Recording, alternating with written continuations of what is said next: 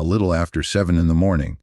I'm standing barefoot in my kitchen, still half asleep, coffee warming my hands, when I hear someone screaming outside my front door. Not knocking, not using the doorbell. Screaming. The kind of yelling that assumes obedience. I step closer to the side window, and that's when I see her. Marilyn Cross, the HOA board leader of Willow Creek Estates. Her jaw is tight, her face flushed, and she's violently jamming a metal master key into my front lock like the house owes her access. She twists it harder, once, twice. This always works, she snaps under her breath. It doesn't. The lock doesn't budge. The door doesn't move. And something inside her clearly breaks. She pulls out her phone and dials 911, pacing my porch like she already knows the ending. I can hear her through the glass, telling the dispatcher that a homeowner is refusing a lawful inspection, that I'm uncooperative, that she feels unsafe. What she doesn't know is that I've taken calls like this for years. And what she definitely doesn't know, I'm about to be the calm voice on the other end of that line. This isn't a story about a lock. It's about what happens when fake authority calls for real enforcement and reaches the one person who knows exactly how the system works. If you want to hear more true stories like this, make sure you hit that subscribe button to HOA Gone Wild. And tell me in the comments, where are you watching from? I ended up in Willow Creek Estates because life collapsed all at once, and I needed somewhere quiet to land. My uncle's house sat empty for months after he passed, a modest place on a corner lot just outside Redfield County. Nothing flashy, but solid, familiar. The kind of house where the walls had already heard worse than grief. When the paperwork cleared, I packed what little I had left after the divorce and moved in, thinking this would be a reset. Fewer memories. Fewer voices. Just space to breathe. I'm Ethan Walker. Mid-30s. Emergency dispatcher for the county.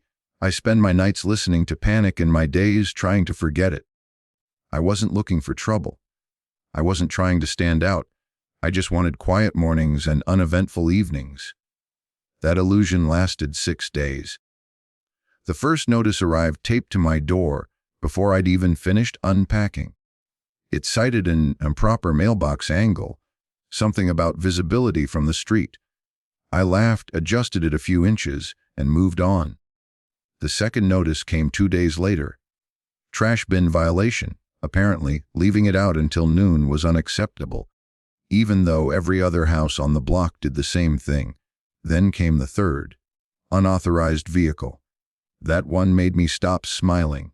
The vehicle in question was my county-issued car. Marked. Registered. Parked in my own driveway. I emailed the HOA explaining that it was a work vehicle and that I was required to have it with me for on-call shifts. I attached documentation. Clear, polite, professional, no response. Instead, a fine appeared in my mailbox. That was my first real introduction to Marilyn Cross. She was the HOA board leader, though she preferred to be called the final authority. Mid-50s. Always impeccably dressed. Always smiling in a way that felt rehearsed. She showed up in person the following afternoon, clipboard tucked under her arm, heels clicking against the pavement like punctuation. I explained everything again, calmly, slowly. I showed her the paperwork. She didn't even glance at it.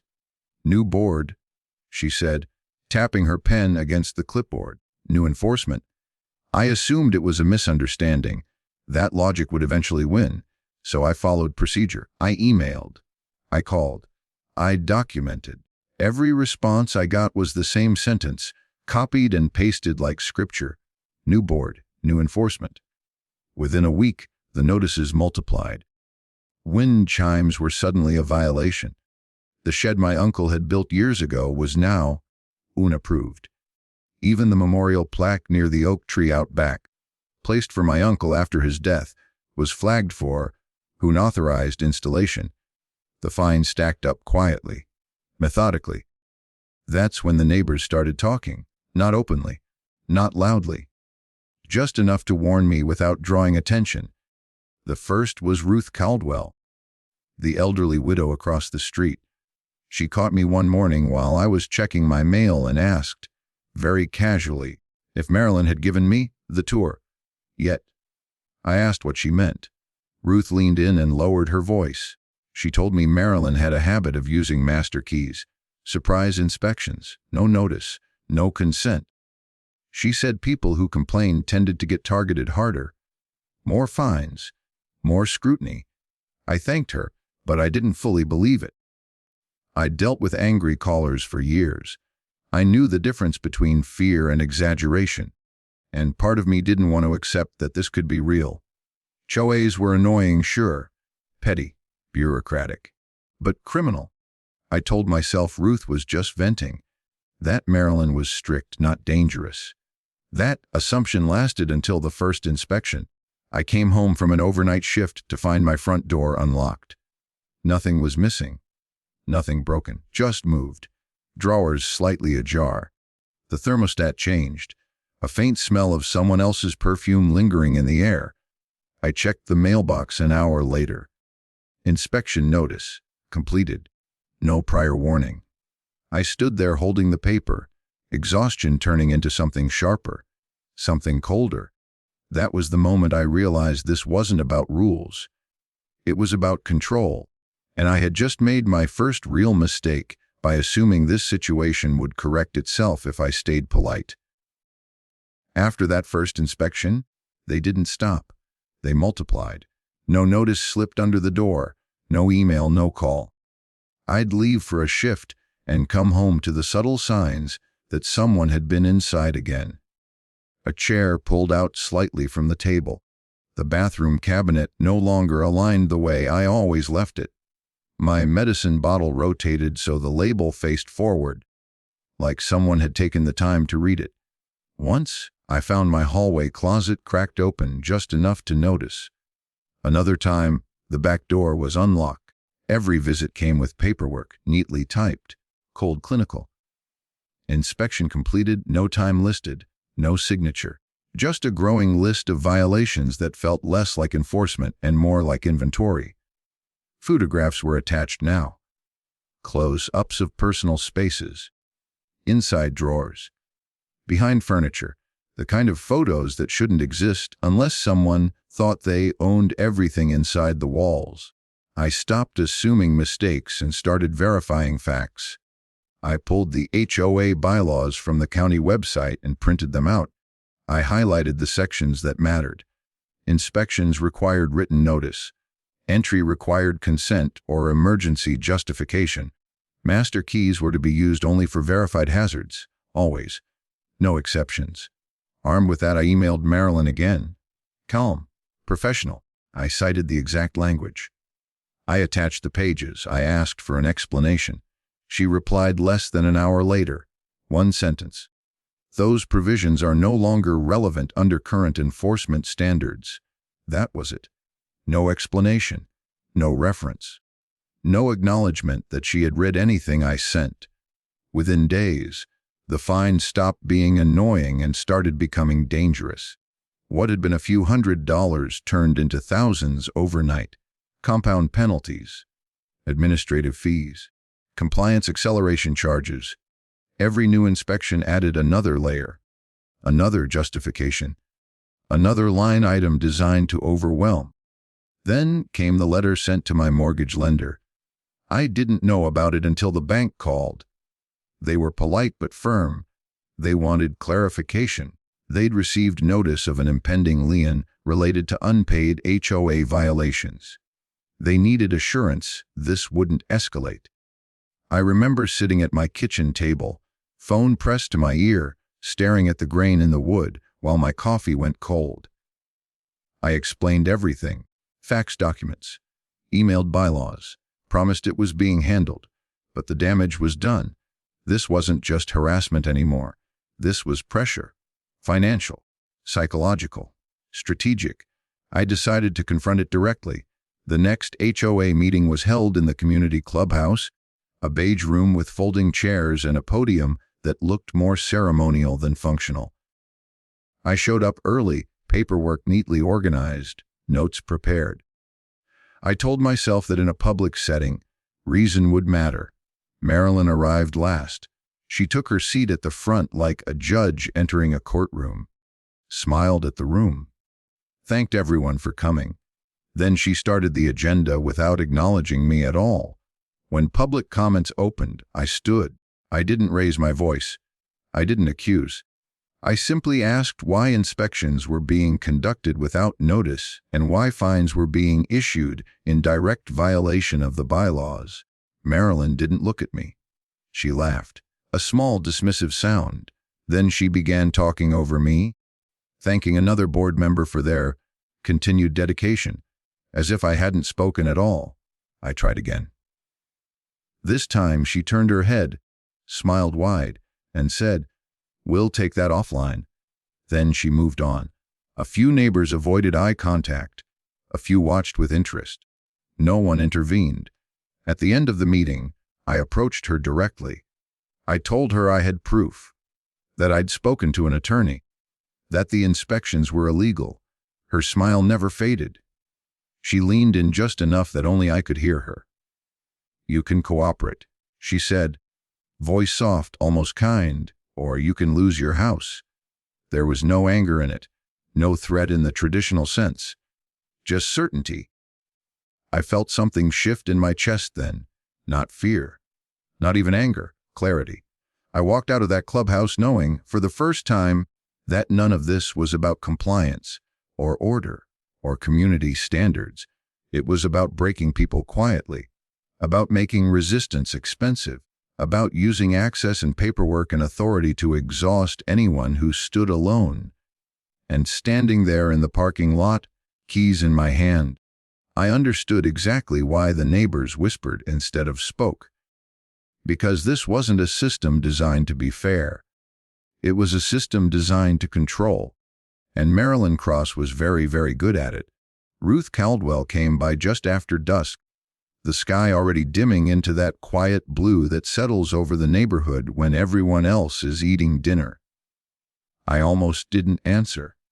By that point, unexpected knocks had started to put me on edge, but when I opened the door and saw her standing there, clutching a thick manila folder to her chest like it weighed more than paper, I knew this wasn't small talk. "Can I come in?" she asked. Her voice wasn't shaky. It was careful. I nodded and stepped aside. She didn't sit right away, just stood there in my living room, eyes scanning the walls like she was making sure no one else was listening. Then she placed the folder on the coffee table between us and finally lowered herself onto the couch. "I should have given you this sooner," she said. "But I needed to be sure you weren't going to fold." I asked her what she meant. She looked at me for a long moment before opening the folder. Inside were printed emails, spreadsheets, handwritten notes, and old HOA budget reports going back years. Some pages were yellowed at the edges. Others had coffee stains. All of them were organized with the kind of care that only comes from someone who knows they might need to defend themselves someday. Ruth tapped the top page. "Your uncle kept records," she said, "real ones." That's when she told me the part I'd never known. Before he died, my Uncle Harold hadn't just lived quietly in that house. He'd served as HOA treasurer, not for prestige, not for control, because someone needed to watch the money, and what he saw scared him. According to the notes, Marilyn Cross had slowly consolidated power over the board. Budgets passed without full votes, funds reallocated without explanation, maintenance expenses paid to companies that didn't seem to exist anywhere outside the paperwork. My uncle had started asking questions. The emails showed it clearly. Calm inquiries, requests for receipts, suggestions for audits. The responses from Marilyn were short, defensive, sometimes hostile. Then they stopped altogether. Ruth flipped to another section of the folder. These were my uncle's handwritten notes. Dates, dollar amounts, names circled in pen, words like missing, reclassified, and unapproved transfer written in the margins. He thought she was siphoning money, Ruth said quietly. Not all at once. Just enough that no one noticed. I felt my stomach tighten as I turned the pages. But that's not the worst part, she added. She pulled out a single document and slid it toward me. It was a corporate registration record. Expired. I stared at it, not fully understanding at first. Ruth leaned forward. The HOA's corporate status lapsed years ago. No renewal. No reinstatement. No legal standing. The room went very still. I asked her what that meant, even though part of me already knew. It means the HOA doesn't legally exist, she said. Not as an enforceable entity. Not as an authority. I felt a strange pressure behind my eyes, like the world had just tilted and I was waiting to fall. Every inspection suddenly replayed in my mind. Every fine. Every threat. Every photograph taken inside my home. If that's true, I said slowly, then none of this is valid. Ruth nodded. No authority, she said. No enforcement. No power to fine. No right to enter your home. The words settled one by one. Every fine was fraud. Every inspection was trespassing. Every threat of a lion was a lie dressed up as policy. I asked her why no one had stopped Marilyn before.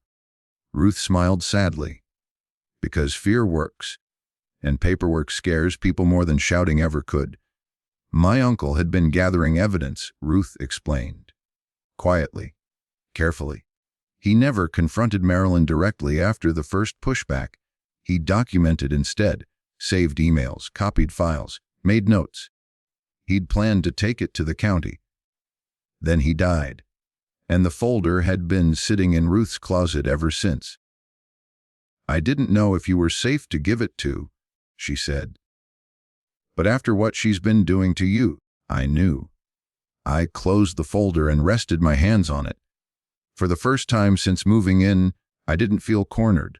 I felt focused. Marilyn thought she was untouchable because no one challenged her authority. What she didn't realize was that authority only exists if it's real. And now I knew it wasn't. She didn't know I had this folder. She didn't know the foundation she'd been standing on was already gone. And that was about to matter more than she could possibly imagine. After Ruth left, I stopped trying to win arguments and started building a record. No more phone calls. No more hallway conversations. No more hoping reason would land. From that night on, everything went through email, and everything was saved. I created folders, dates, timestamps, screenshots. I logged when I left for work and when I came home. I photographed my doors every morning before a shift and every night before bed. If something moved, it went into the file. I treated it the same way I treated an incident report at work. Facts only, no emotion, no assumptions, just patterns. Marilyn noticed the change almost immediately. Her emails became sharper, shorter, less polished. Where she once used formal language, she now used phrases like final notice and failure to comply. She stopped pretending this was about community standards and leaned fully into intimidation. That only helped me. I scheduled a consultation with Dana Holt, a property attorney recommended by a coworker who'd tangled with a zoning dispute years earlier. I brought the folder Ruth gave me, along with my own growing archive. Dana didn't interrupt while I explained. She read. She highlighted. She nodded. When I finished, she leaned back and said, "You're not dealing with an aggressive HOA." I asked her what she meant. "You're dealing with a non-existent one," she said. "There's no standing, no authority, no enforcement rights. Everything she's done is unauthorized." Hearing it out loud hit differently. Dana explained that without active corporate registration, the HOA had no legal capacity to fine, inspect, or threaten liens. Any attempt to collect money could be considered fraud. Any entry into my home without consent was trespassing, possibly worse given the pattern. "She's relying on fear," Dana said, "and the assumption that no one checks. She advised me not to confront Marilyn yet, not to warn her, not to show my hand. Let her escalate, Dana said. People like this always do. She was right. Within a week, Marilyn escalated hard. I came home one afternoon and noticed my outdoor camera angled slightly downward. At first, I thought it was the wind. Then I checked the footage. There was a gap, several minutes missing. Enough time for someone to step onto my porch and tamper with it. I saved the clip, marked the time, added it to the file. The next morning, I found fresh scuff marks near my front lock, subtle, almost nothing. But I'd been photographing that door for weeks now. I knew exactly how it normally looked. Later that day, an email arrived accusing me of obstructing inspection procedures and warning of immediate enforcement action. I didn't respond. That silence drove her crazy. 2 nights later, just after midnight, I woke to the soft metallic sound of a key testing the lock. Not rattling, testing. Still. Listened. The key turned once, twice, failed. I didn't move, didn't speak, didn't confront. The sound stopped. Footsteps retreated. In the morning, there was a new notice taped to my door citing refusal of access and threatening police involvement if I continued to interfere with lawful HOA operations. That was the moment she made her final mistake. Because when people like Marilyn lose control of the narrative, they reach for the biggest hammer they think they have. The police. She called them the same way she did everything else, confident, certain, framed as the victim. She told them a homeowner was refusing inspection, acting hostile and obstructing enforcement. She emphasized urgency, authority, safety. What she didn't account for was how those calls actually move through the system, or who might be sitting on the other end of that line. I recognized the call the moment it came in. Her voice was unmistakable, polished panic, carefully chosen words designed to push the right buttons. I followed protocol, logged everything, wrote it correctly, made sure officers were dispatched. I didn't interfere. I didn't bend the system. I let it work exactly the way it was supposed to. While units were en route, I stepped outside, coffee still warm in my hand, and waited on my porch. Marilyn arrived moments later, pacing, phone still pressed to her ear, already rehearsing her version of events. She didn't look at me. She didn't need to. In her world, authority always bent reality eventually. Someone with a badge would show up and make the problem go away. Make me comply. Make me small. She just didn't realize that this time she had reached the exact system she'd been abusing, and it was finally about to answer back. That morning plays back in my head in perfect detail. The call comes through just after 7. I'm seated at my console, headset on, scanning the screen when I hear her voice. Sharp, controlled, a little breathless in the way people get when they're pretending to be afraid but actually feel powerful. I know it instantly. Marilyn Cross. She introduces herself with confidence, spells her name slowly, and launches straight into the complaint. She says a homeowner is refusing a lawful inspection, says he's being hostile, says she feels threatened and unsafe. She stresses that she represents the homeowners association, that she has authority, that she's tried to resolve things peacefully. I don't react. I don't interrupt. I do exactly what I've been trained to do for years. I log it, every word, every claim, every escalation cue. Her story has gaps. I hear them immediately. The language is dramatic but vague, no specific threat, no emergency condition, just authority being challenged, and that always sounds the same when it comes through 911. I follow protocol. Units are already rolling because protocol is protocol.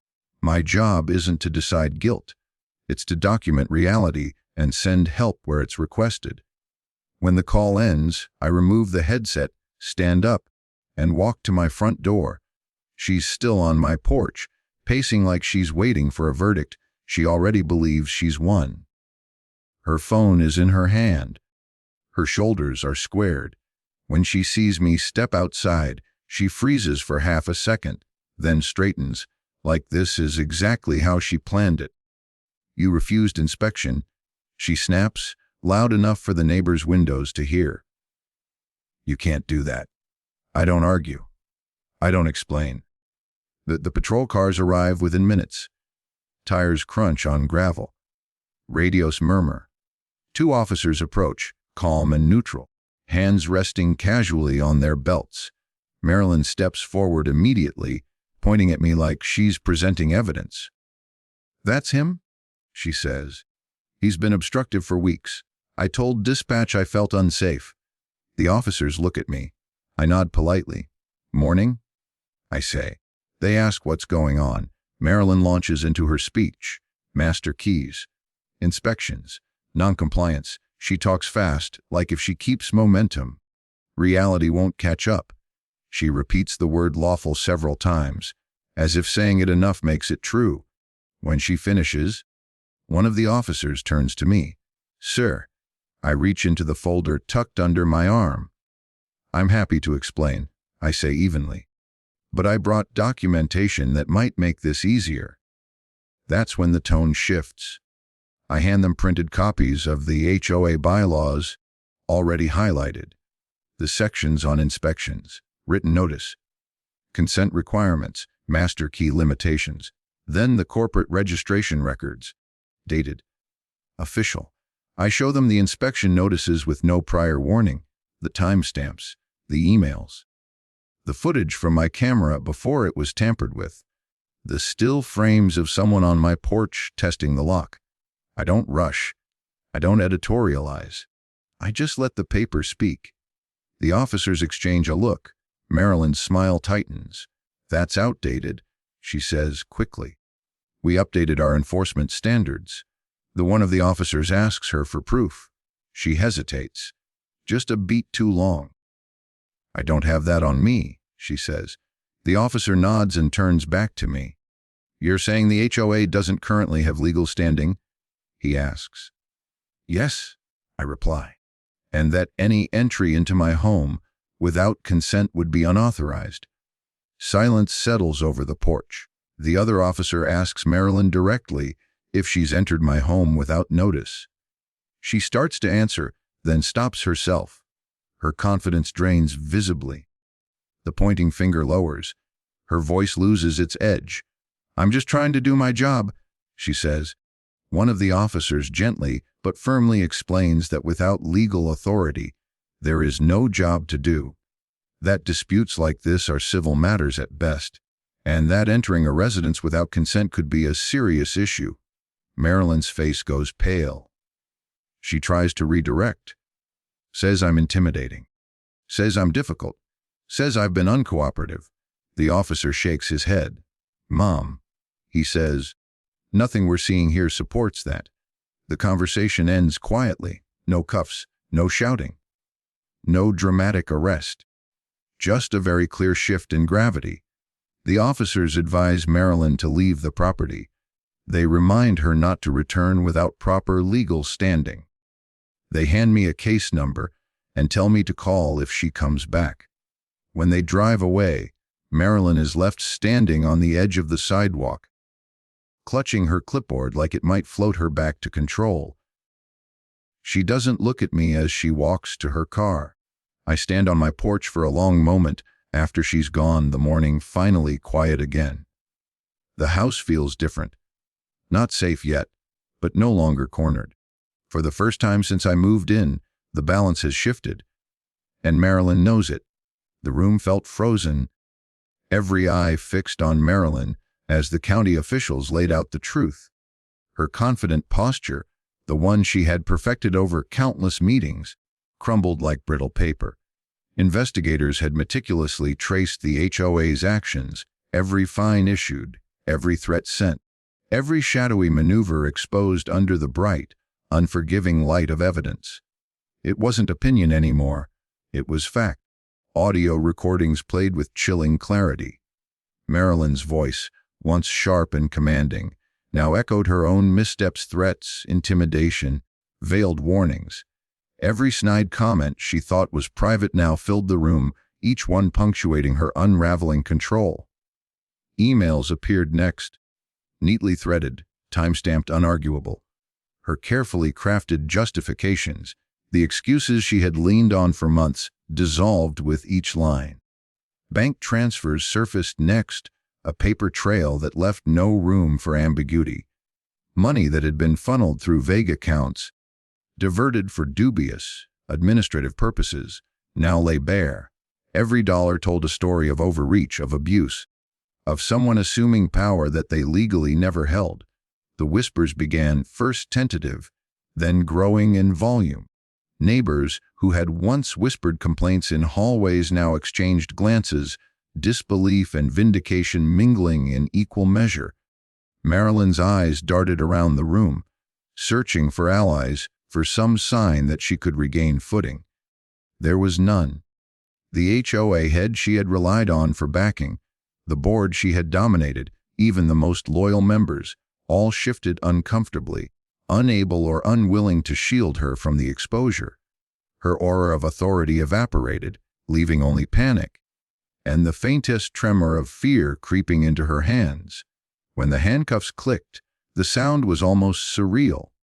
It didn't just mark the end of Marilyn's reign.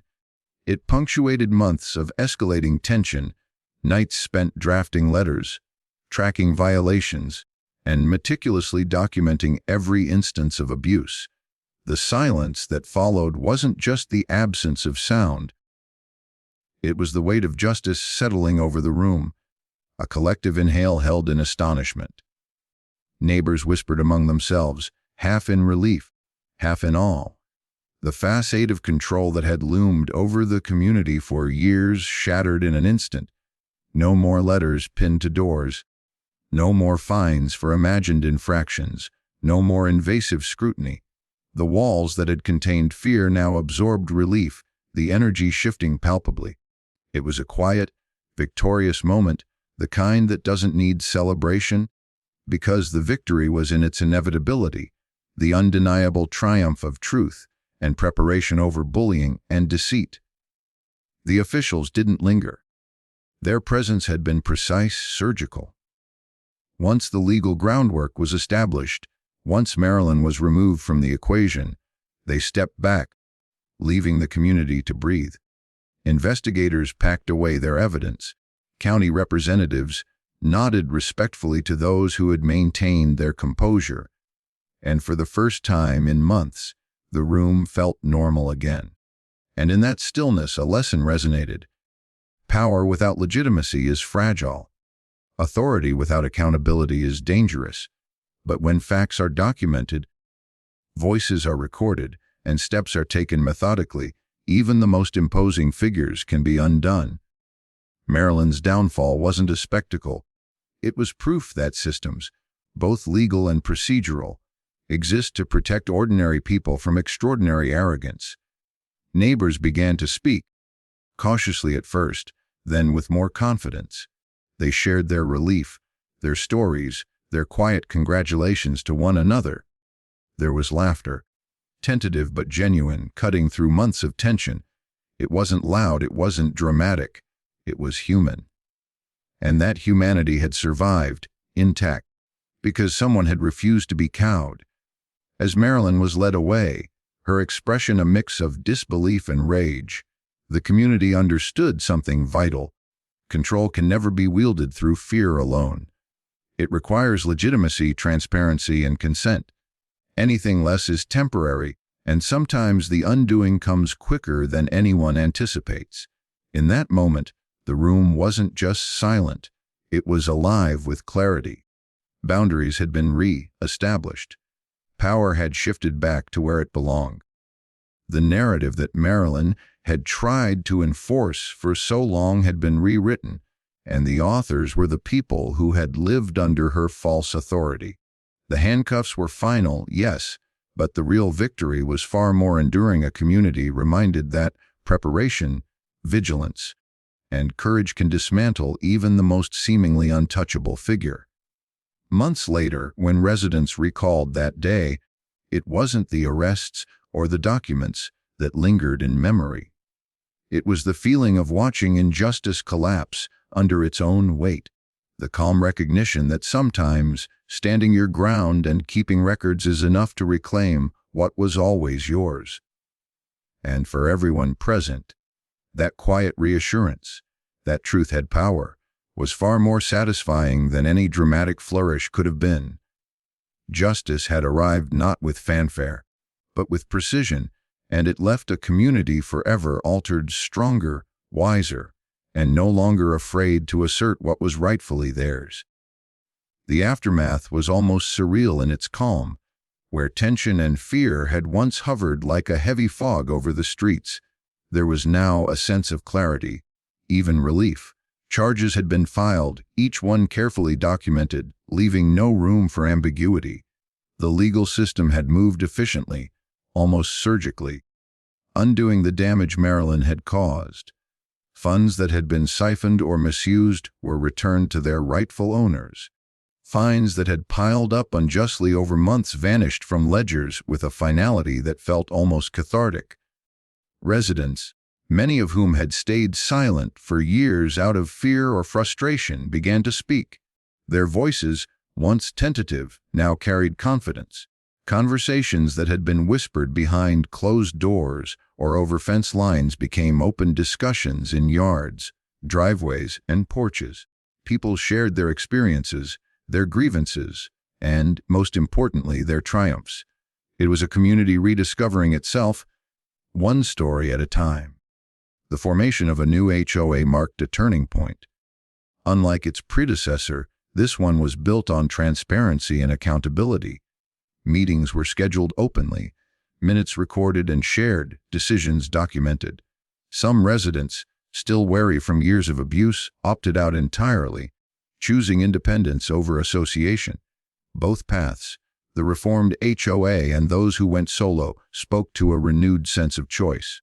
Autonomy and fairness were now guiding principles rather than buzzwords thrown into a bylaw. Ruth found me quietly one evening, a small smile breaking across her face. Her gratitude wasn't loud or dramatic. It was a shared acknowledgement of what had been endured and overcome. "Thank you," she said simply, but the weight behind the words carried everything she couldn't say aloud over the years: relief, trust restored, and a sense that justice had finally arrived. It was a moment both intimate and profound, a quiet recognition that the effort to hold authority accountable had mattered. Across the neighborhood, subtle signs of healing were everywhere. Lawns were tended with renewed care, fences repaired or rebuilt. Neighbors waved to one another as if testing the waters of trust they had long feared to navigate. The air felt lighter, as if the streets themselves were breathing after a long period of tension. Smiles appeared more readily, conversations lingered longer, and the oppressive weight of unearned authority had dissolved. People began to organize. Meetings weren't just about rules or regulations anymore. They were about community, shared responsibility, and maintaining boundaries without fear. New leaders emerged, some familiar faces, some entirely new, driven not by control, but by the genuine desire to keep the neighborhood safe, fair, and welcoming. The lessons learned were not abstract, they were lived. Every resident had witnessed firsthand how easily power could be abused, and how meticulously documented evidence could restore balance. For me, it was a different kind of victory. There were no headlines, no applause, no grand celebration. The satisfaction came in the quiet, watching a community reclaim itself, seeing Ruth and others regain their voice, knowing that fear no longer dictated the pace of daily life. It was a triumph of preparation, patience, and persistence. It wasn't flashy, but it was enduring. Even months later, small gestures reminded me of the change. Neighbors waved during morning walks. Children played freely in yards that had once felt like cages. Trust, once fractured, was slowly rebuilding itself, brick by brick. Conversations were now filled with laughter and curiosity instead of caution. It was subtle, almost imperceptible at first, but unmistakably present. A sense of community that had been suppressed was rising again. The story wasn't over. Life never truly ends neatly. But the narrative had shifted. Authority no longer loomed as a shadow of fear. Boundaries had been clarified. The lessons were clear: vigilance matters, records matter, and the courage to stand firm can dismantle even the most untrenched abuse. Ruth's quiet gratitude, the neighborhood's collective sigh of relief, and the visible changes around every corner formed a mosaic of restoration. It was proof that when people reclaim their voice and refuse to be intimidated, the outcome can be transformative. Justice had worked quietly, methodically, and with lasting impact. And in that quiet, everyday normalcy, the neighborhood learned a final, enduring truth: control is not given, it is earned. And when earned honestly, with transparency and respect, it builds not fear but community. The streets were no longer just a place to live. They were a testament to resilience, vigilance, and the quiet power of standing your ground. The neighborhood, once subdued, had found its voice again. It spoke in small gestures, in shared smiles, and in the knowledge that fairness had finally returned. Months later, Willow Creek feels like a different place. The streets are quiet, not with tension, but with relief. No more surprise inspections, no more threatening letters, no more lurking fear in the corners of everyday life. Neighbors greet one another without hesitation. Children play freely where they once hesitated. The weight of false authority has lifted, and the air feels lighter, almost breathable. I still answer emergency calls, of course. That part of life hasn't changed. But now I sleep through the night in my own home without glancing nervously at shadows or imagining unseen eyes. There's a peace that comes from knowing the rules, and more importantly, knowing that standing firm matters. This wasn't about being clever or getting revenge. It was about preparation, documentation, and refusing to let intimidation dictate your life. Fake authority only has power when you treat it like the truth. The moment you question it, the illusion crumbles. That's the quiet power everyone can access if they know their rights and refuse to be cowed. Willow Creek isn't just calm, it's human again. People talk openly, laugh freely, and set boundaries without fear, and that's the real victory. Not humiliation, not drama, but the simple act of reclaiming your space and your peace. If you want more stories like this, hit that subscribe button to HOA Gone Wild, and drop a comment to tell me, where are you watching from?